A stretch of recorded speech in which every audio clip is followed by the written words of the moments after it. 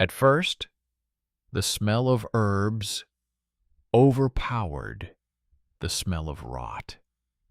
Water flowed slowly from the clay cape, as if listening to the women at the gate, rubbing wormwood and juniper against the stone, so that the oil would soak into the pores and retain its scent until dawn. People passed by, crossed themselves, and looked away. The women did not look away. They counted breaths, hands, foreheads, looked at ears and armpits, tied fragrant knots, and placed jugs at the threshold, so that those who would not return would have enough water for the night. Hello, everyone. Tell me where you are watching this video from. Write in the comments. It's important to me who you are and where you are now. I hope you enjoy listening.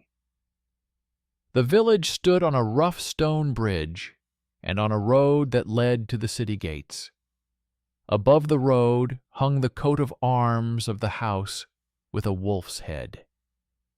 No one had seen the Lord himself for a month, and the senior manager with a crooked ear was in charge at the gates of his house. He said that there was bread in the barns, but some of it was hidden, so that it would not be looted.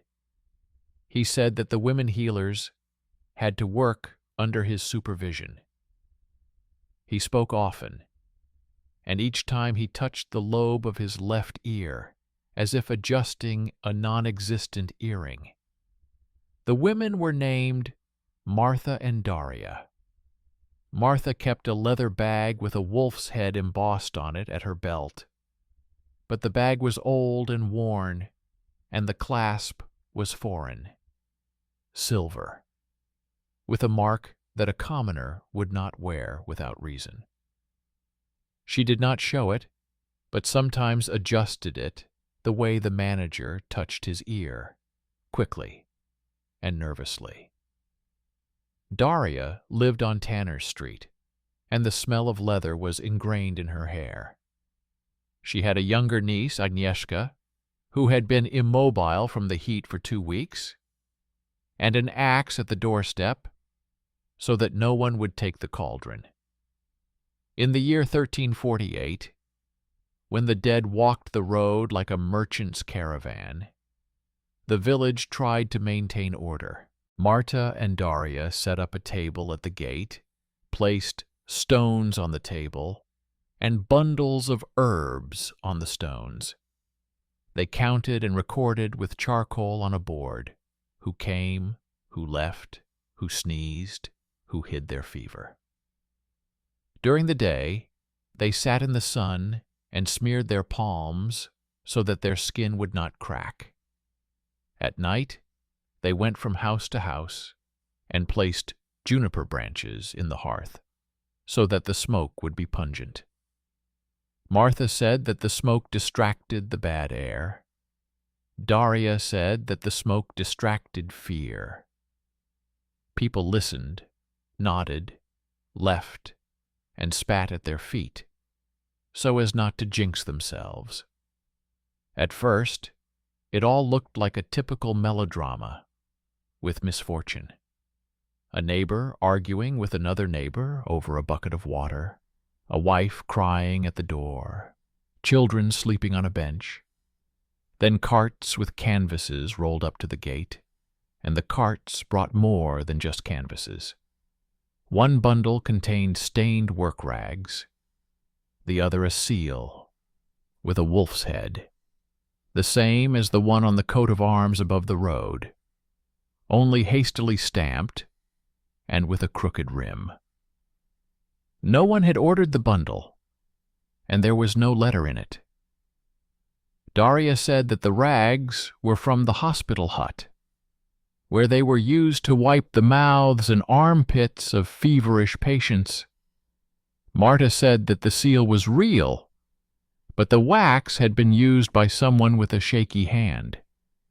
The manager said it was someone else's provocation and ordered the parcel not to be touched.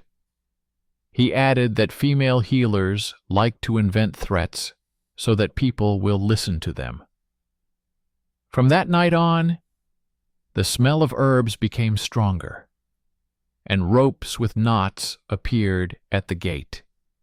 They were stretched across the road when someone tried to sneak through.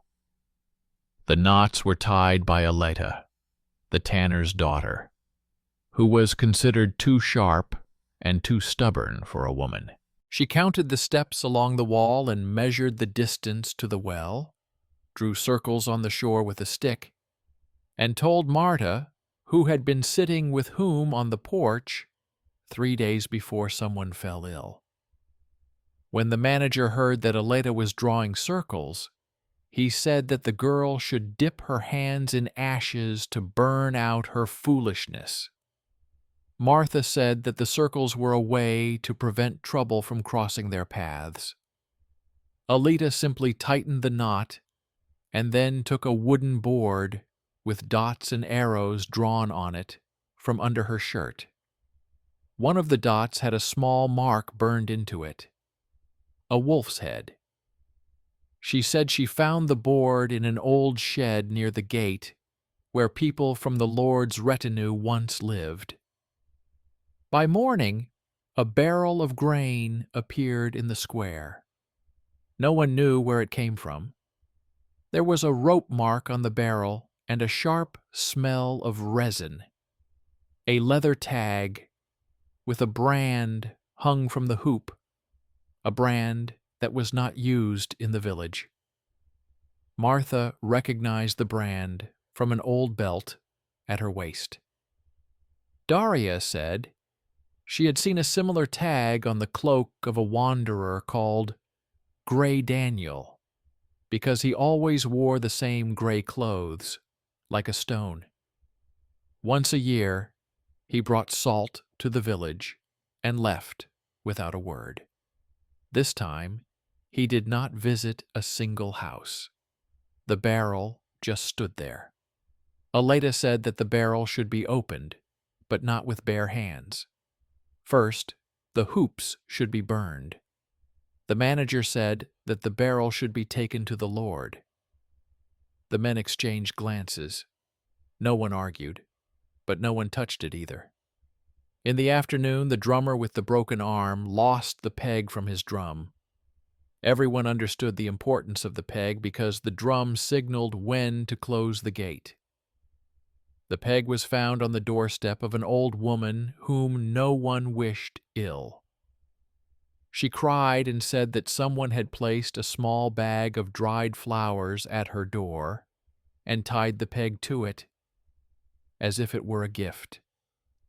The bag contained more than just flower debris. There were black dots moving around inside it. Martha told everyone to stay away. She sprinkled ashes on the bag, placed a bowl of water next to it, and threw incense into it. Daria tied a clean cloth around the old woman's neck and said that the bag had come so that someone would die and someone would survive.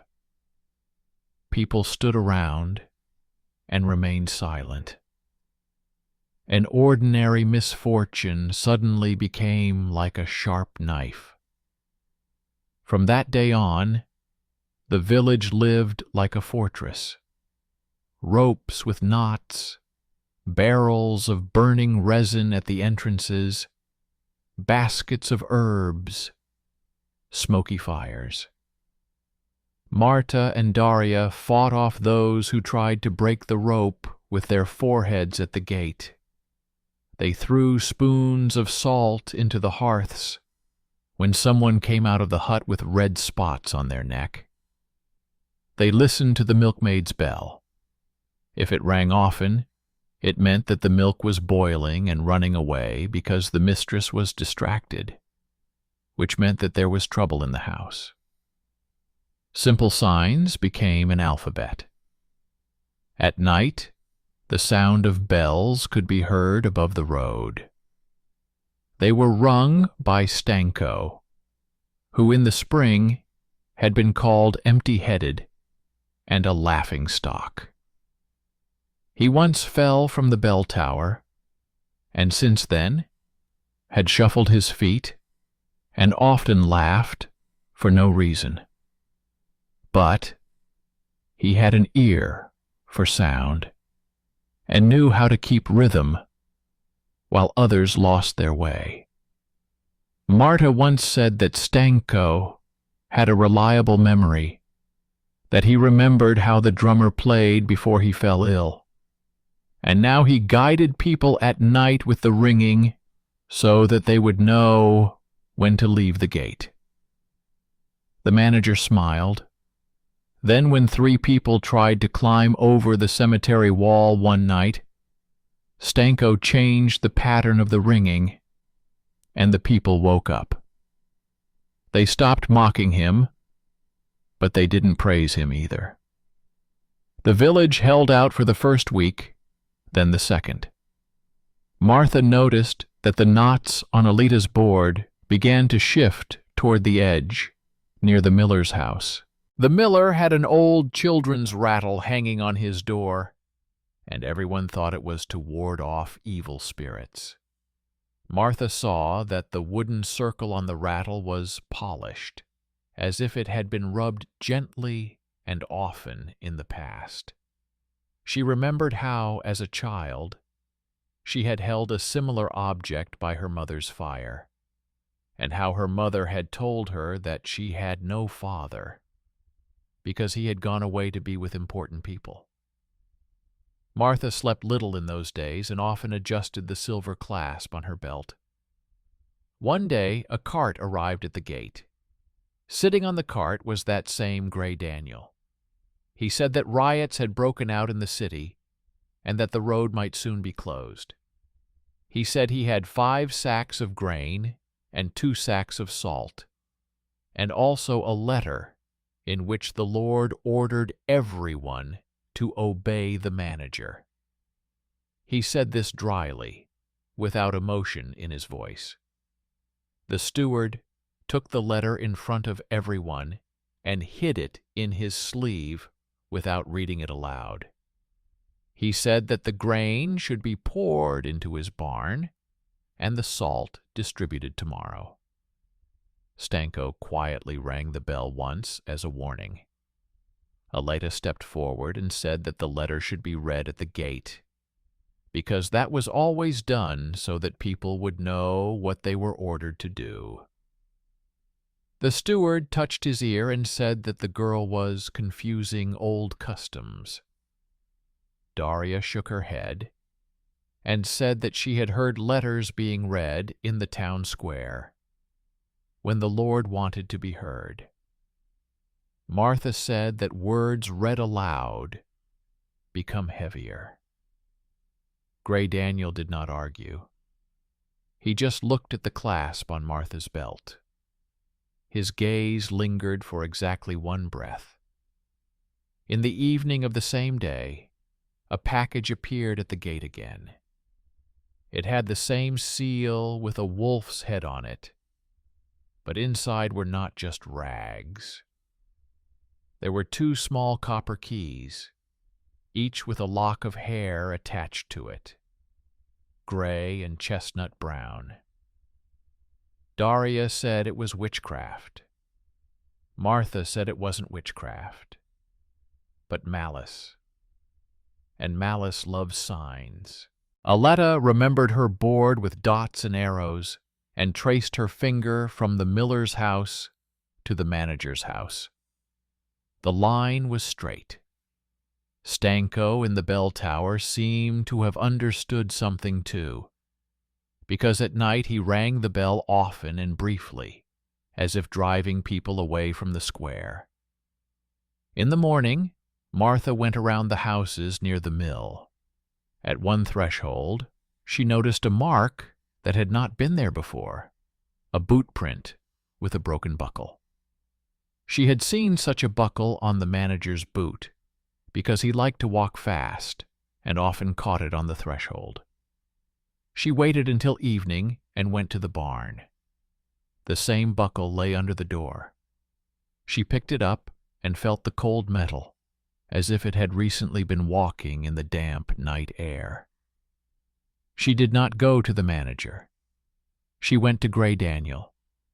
He was sitting by the fire on the outskirts, as if he were not afraid of the night. Martha told him that he had to show the letter to everyone or leave. Daniel said that the letter was an empty shell, that the real words were in the sacks, in the ropes, in the rollers, in the smoke, and in the one who had the power and whose hand had put the seal on it. He added that it was possible to rule without paper. That night the bundle arrived at Martha's house. She did not touch it. She called Daria and Aleta, and the three of them carried the bundle to the square. They unwrapped it with a stick. Inside was another sign, a piece of leather, soft and smooth, freshly made, with a burnt mark of a wolf's head and a small mark of the master. The craftsman's mark was familiar. The same mark was on Martha's old belt and on the tag on the grain barrel. Martha sat down on the edge of the well and took her clasp out of the bag. The inside of the clasp also had the craftsman's mark. She realized that the things had come from the same place. The path led from the Lord to the craftsman, from the craftsman to the traveler, and from the traveler to her. Aleta said that the craftsman's mark was like a signature. Daria said that people with such connections rarely left traces by accident. The next day, Aleta handed Martha a board with new arrows. She showed where the miller's child ran to play with the bell, where the manager stood and listened to the drum, where Stanko sat under the stairs and counted the beats. She said that there are turning points in people's behavior, just like in water. If many drops fall in the same place, a hole always forms there. In the village, there was a hole near the barn and near the manager's house. Martha said that a hole is a place where deeds, not words, gather. Daria brought some chalk she had bought to draw healing symbols and drew a line around the barn. She said that people should be placed in pairs around the barn so that no one could cross the line without a witness. The manager laughed at this in front of his people and said that women wanted to play guards. After that, Gray Daniel appeared at the gate again, but this time he came without a cart. He took a long rope with knots out from under his cloak. Such ropes were used to measure the field when harvesting. He said that a detachment was coming from the city, and that they demanded that the village open the road and let the merchants through. He said that if the road was opened, the disease would spread faster, but if it was not opened, the Lord would punish those who disobeyed. Martha looked at his hands and saw a thin, old scar in the shape of a semicircle on the thumb of his right hand. She had seen a similar scar on her shoulder strap, like a mark left by a knife used to cut fasteners for custom belts. She remembered how, as a child, she had pressed her finger against a hot ring, and how the woman she called her mother had said it was punishment for reaching for someone else's thing. At that moment, a man in gray stood in the corner and watched silently. He left during the night. Martha did not ask who he was, and the woman later said that such men leave only marks on things and scars on fingers. Aleta lined the people up as agreed. Stanko climbed the bell tower and rang the bell once. The manager came to the gate and said it was disorderly. He said the responsibility lay with him. He added that he had a letter. He took it out, unfolded it, but the paper was blank. People looked at the blank sheet and at his hands. He touched his ear, but found nothing there. Grey Daniel said that this is what palace scribes sometimes do. They give blank paper with a seal so that another person can write an order for themselves and not have to justify it. The manager crumpled the sheet and thus became more dangerous. He turned to the gate and shouted to his men to be ready to scatter the ropes and bags of herbs. Stanko struck 3 short blows as a signal to stop. At that moment, an old woman came out of the crowd, the same one who had been found with the peg. She was carrying a thin stick with a fork at the end. She said that the stick pointed to water and lies. She waved the stick over the bag at the gate, where the seals from the bundles lay, and over the manager's sleeve. The stick swayed toward his sleeve. A thin, hard object rustled in the sleeve. Aleta stepped forward and took it out. It was a small wax stamp with a wolf's head. The edge of the stamp was chipped in a semicircle. Martha looked at the scar on Grey Daniel's finger, at the chip, at her clasp. She realized that the stamp with the chip had been made by the same craftsman who had made her clasp. She looked up at Daniel. He lowered his eyes. Daria said loudly, so that the women on the line could hear, that the bundles with dirt and hair did not come from the road. They were made in the village. She said that whoever was sending the bundles wanted people to fear each other more than they feared disease. It grew quiet at the gate. The men standing behind the manager took a step back. The manager said that this was the only way to keep the lazy ones at home. He added that he did not want evil. He wanted order. Marta said that order is maintained not by fear, but by working together. Aleta said that fear makes you hide dirt under the rug, and disease loves rugs. Grey Daniel stepped forward and said he had something that could settle the dispute. He said that many years ago he had worked for a master craftsman who made seals for the Lord's house. He said that once the master had made an extra seal and sold it to the steward at the request of a cunning scribe. He added that at the same time he had left a child with a woman and left because he was young and afraid of big names.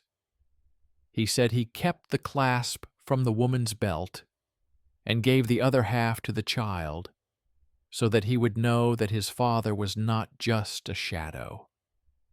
He said this calmly, without embellishment. Martha took out her clasp.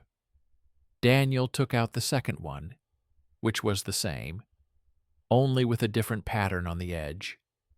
They fit together like 2 halves of an iron apple.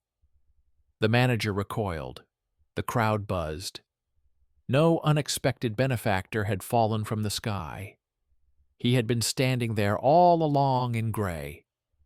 Martha didn't yell at him. She said he had to decide who he was helping now, those he had abandoned, or those he had traded with. Daniel lowered his head, then raised it, and said he had brought 3 more barrels of grain, as well as rope for new lines. He added that he could bring people who knew how to set up cordons. and that his men would not enter the village until the women opened the gates themselves. He said he would mark each barrel, and if anyone said the grain had been stolen, he himself would come and stand in the square until morning. Meanwhile, Daria turned to the manager. She said she knew where he kept the keys to the Lord's barn because his boot had left a mark on that door. She added that his letter was blank and the seal was fake. She did not demand blood. She said that he must open the barn and distribute the grain according to Aleta's instructions, and that he must stand at the door and count aloud so that everyone could hear how much had been distributed. He flinched, but the people were no longer looking at him, but at Martha, Daniel, Aleta, and Stanko. They stood in a line, like knots on a rope. A restrained cry escaped from one of the boys at the well. He shouted that his grandmother was suffocating. The men stepped back. Martha ran, Daria beside her. They ran to the house. Inside, the old woman with the stick was lying on a bench. She was covered in cold sweat, breathing heavily, her lips cracked. Martha asked for boiling water, and Daria took a bunch of thyme from the ceiling and threw it into the hot water. Aleta alerted the whole street and put a rope across the yard so that no one would enter. Stanko rang the bell twice to let people know that one house was under resin. An hour later, the old woman was breathing more evenly. She said that a man had come to her the day before and brought a package, and she wanted to hide the package because she was afraid. She said the man whispered that it was for Marta and that it would be fair. She didn't see his face, but she heard him breathing, like a man running from the barn to the gate. Marta looked at Aleta's lines. Aleta nodded that the path led in the same direction. The manager did not resist when they took him to the barn. He inserted the key and opened the door. There were sacks inside. Daria said that each sack had to be smoked. Otherwise, we would not understand anything if people started getting sick again nearby. She told the man nicknamed Crooked to hold a torch and slowly raise the fire along the sacks. She knew where the sacks hid the mice, where they hid the letters. She found 3 letters in which someone else's hand had written that the village must open its gates. The handwriting was the same, the letters slanted. The Lord wrote differently. Everyone could see that. Gray Daniel said he would no longer give clean sheets of paper to people with slanted letters. He said that from now on, his trade would be subject to herbs and lines. He said he would set up cordons on the roads at his own expense and feed the people on the line. The people were silent. Then someone laughed quietly, for the first time in a long time, not out of anger. That evening, the village was divided into 2 shadows. One shadow was fear, the other was order. Standing in order were the women, Stanko on the bell tower, Aleta with her board, Gray Daniel with his ropes, and even the boys who tied knots on the posts. Fear did not go away, but it receded. The manager asked to say his last words. He said he wanted to hold on to power because without it, he would be overthrown by those who didn't care who died. He said he made the bundles so that people would be afraid to leave their homes. He said he didn't expect fear to start walking on its own. He said he was ready to go to work at the cordon if he wasn't hanged. People were buzzing. Someone shouted that he should be punished. Marta said that the gallows would not feed the children. She said that justice meant that those who broke things should repair them completely. Aleta said that he should be branded on his hand so that everyone would know that he now worked for the line.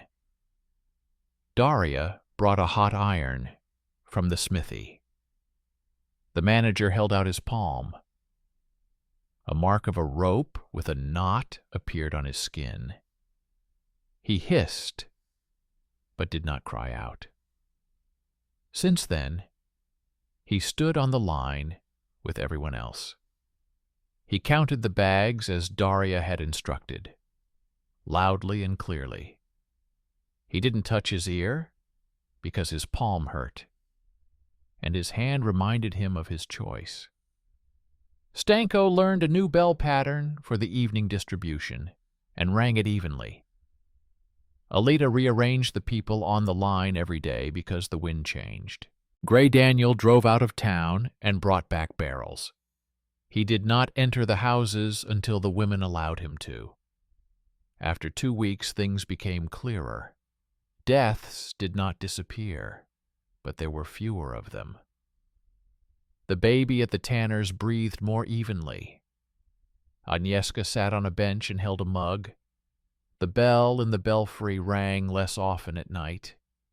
A new board hung on the wall by the gate, where the burnt dots were not arrows, but small crosses, which meant that the house had survived the heat and had not let the trouble in. People ran their fingers over the board, as if over rough skin, and counted the crosses.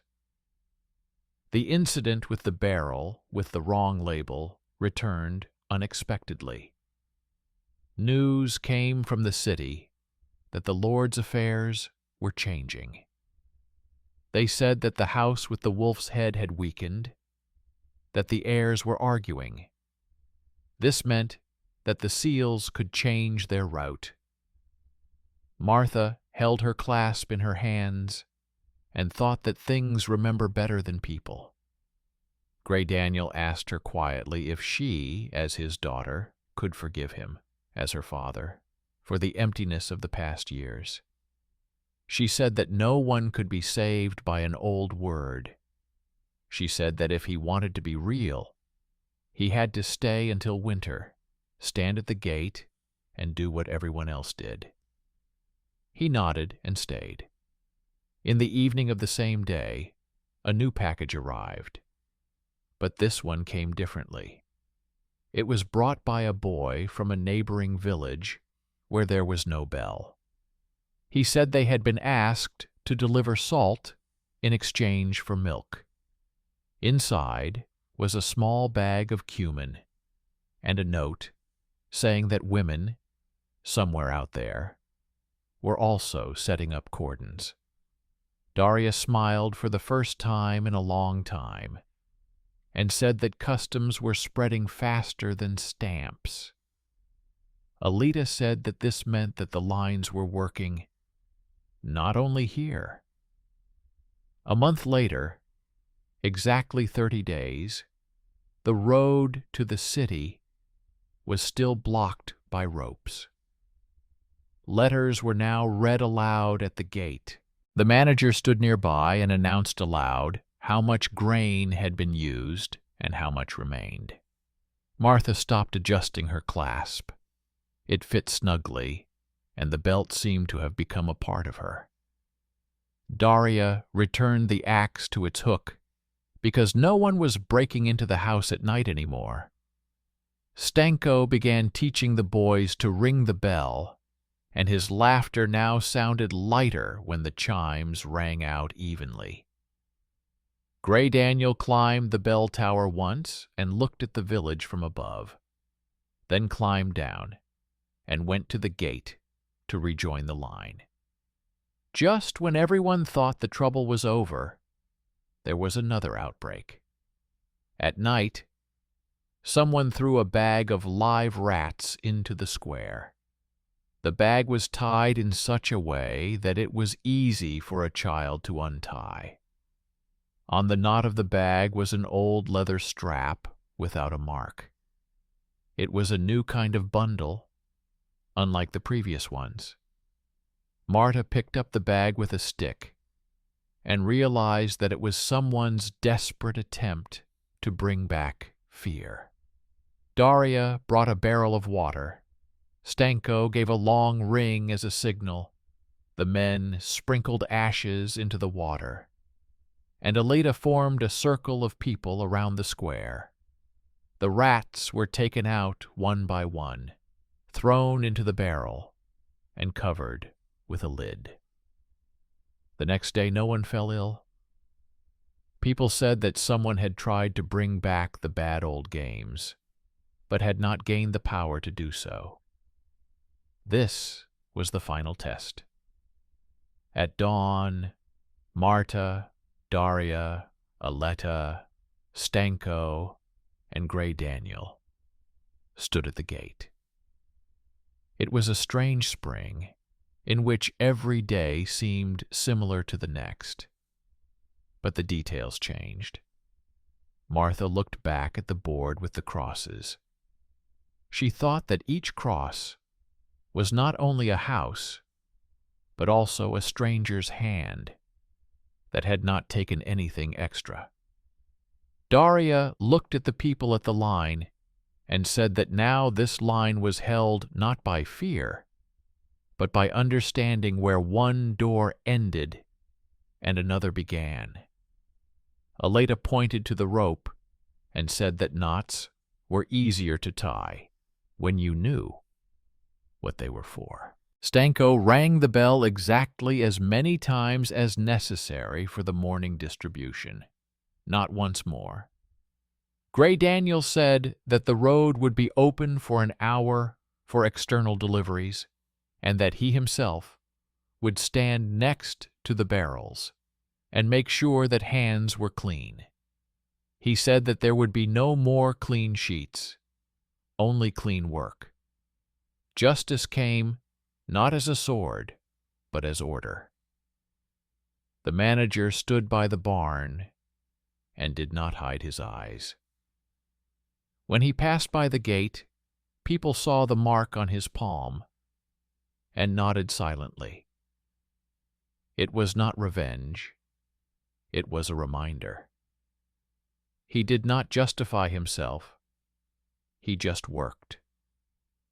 An old woman with a stick came to the square and looked at the water in the well as if it were a mirror, and said that the water was calm. Agnieszka knitted ropes and then taught other girls to do the same. The boys no longer played with seals because seals had become simply a tool for grain and salt. The women healers continued their work. They did not become richer, but they became more necessary than they had been. They went to people's homes with branches of wormwood. They listened to breathing. They did not promise miracles. They did not say beautiful words. They said what could be done today, and they did it. The road to the city remained open until the first frost. When the snow fell, the lines were taken down, the ropes were washed, and stored in a dry place. There were more crosses on the board than expected in the spring. Martha and Grey Daniel sat by the fire. He said he never thought he would stand in the same row as those to whom he had once caused emptiness. She said that emptiness is filled with deeds, not words, and that he made a choice when he stayed. She added that things with brands are just things, but people are not always so. He nodded and said that now he understood why craftsmen stamp iron, not people. He said that lines come out better on iron. Stanko once climbed the bell tower and looked down. He saw women laying out herbs at the gate, children handing jugs, men pulling barrels, Gray Daniel standing in line, the manager counting aloud, Aleta moving people along, Daria cleaning a knife over the fire so as not to bring in dirt, and Martha tying the last knot. He smiled without a trace of his former emptiness and gave a quiet ring as a sign of gratitude. The result was not a miracle, but the sum of small choices. The hidden kinship did not bring wealth, but it brought honesty among those who were used to hiding. The unexpected benefactor turned out to be not a knight on a horse, but a man who was walking nearby and suddenly recognized his duty. Hidden talent versus status manifested itself in the hands of Aleta, whose circles on the board became a map, as in battle, only without swords. The underrated hero turned out to be the one who was highest in the bell tower, though lowest in the human hierarchy. An everyday thriller, with parcels and bags, turned into a test that the village passed, because every surprise was prepared by small, inconspicuous signs. People said later that those who stuck to the line survived that year. The women continued to lay herbs at the gate while the nights were long.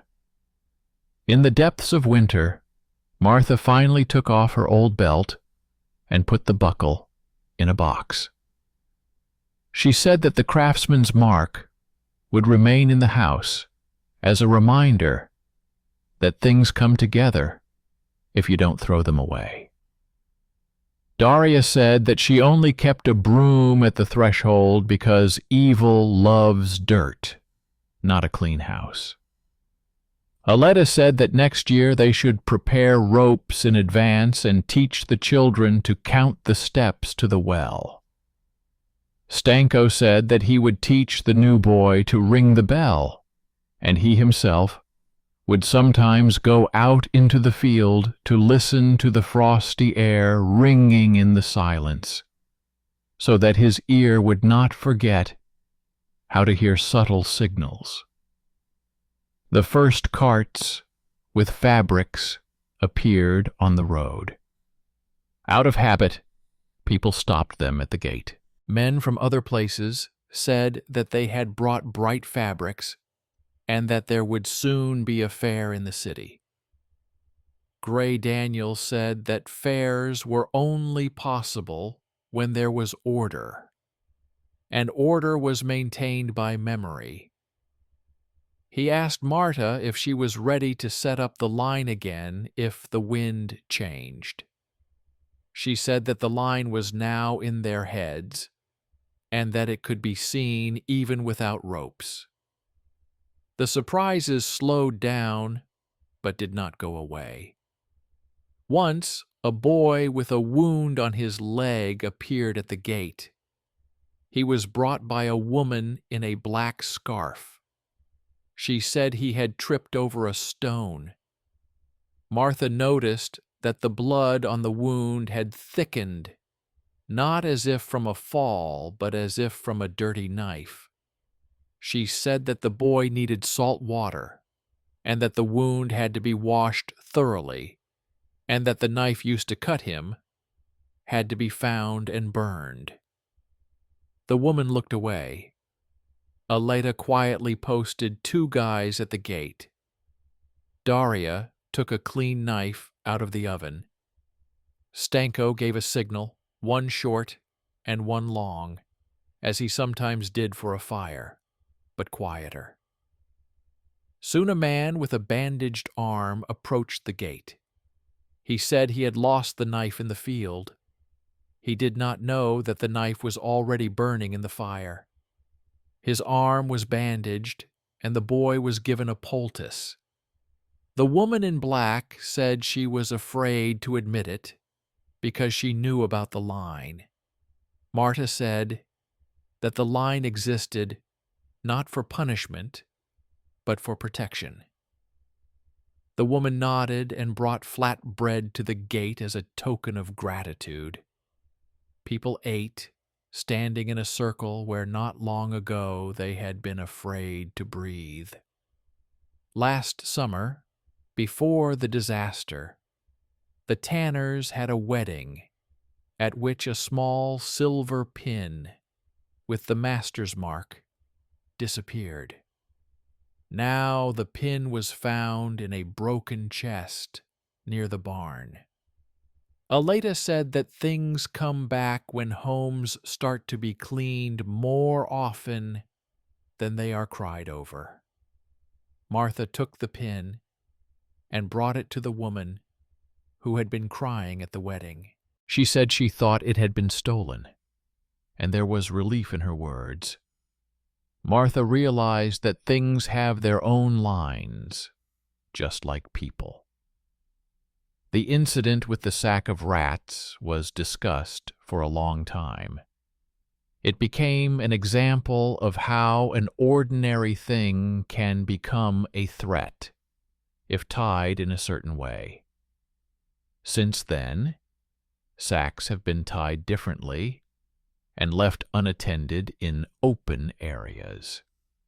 This rule was not abolished even when the warm weather returned and people wanted to forget about the alarm.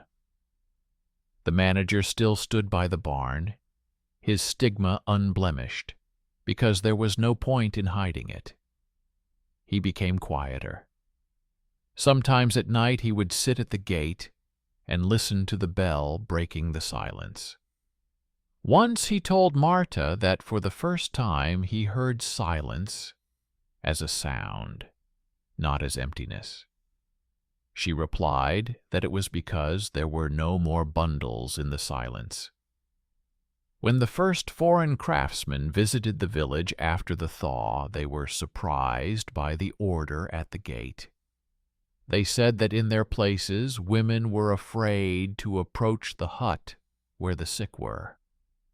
Here the women stood at the doors like guards. The craftsmen left a couple of gold coins in a box with the herbs, along with a note explaining what the work was for. Martha turned the note toward the wall so that no one would think they were bargaining. They took the coins and bought extra salt. The salt lay on the shelf like a brick in a wall. Summer came. The ropes lay in the barn, but people did not forget how they stretched. New children appeared who did not know the fear of spring. They were taught not to play with seals and not to touch other people's bundles. A new sign hung on the wall near the gate, with a few short rules burned into it. Don't take things without asking. Don't break the line. Read aloud what concerns everyone. These simple lines became like a seal, only a living one. Gray Daniel once said that he needed to move on. He said that his path was calling him, that in other places the lines had not yet been drawn. Martha did not hold him back. She said that now she knew where to look for him when it got dark. He left his clasp with her as proof of his choice. She put it next to hers, and the two pieces of metal were never separated again. He set off on the road that led to the same place where trouble had come from last spring. But now the road was clear, not washed clean by the grass, but settled by habit. Stanko found himself a student. He didn't laugh as often as he used to, but when his student managed to get the sequence right, he would allow himself a short laugh, like a bell in the wind. The teacher taught the boy that the ringing was not decoration, but a word that everyone could hear. The boy understood this, and began to stand at night, even when no one asked him to. Aleda began to collect stories from the surrounding villages. She walked, counted her steps, and drew circles on new boards. She did not call it science. She called it a craft. She was a girl who had previously been considered insolent. Her circles were now respected. When news came that someone in a neighboring village was trying to send out bundles again, Aleda went there, showed them how to draw a line, and left a board with circles on the wall by the gate. The people there later sent her bread with dried apples. She did not accept the gifts, only saying that she would return if the situation worsened. Daria worked more quietly than anyone else. She often sat on a bench and sewed towels, because towels always ran out first. She kept an eye on the knives and the fire.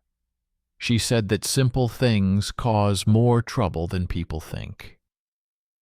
Once she said that she had dreamed that the herbs at the gate had gone into the hands of those who needed them.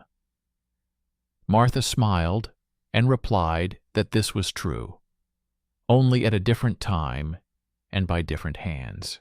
The end came not with fanfare, but like a clean room after a long cleaning.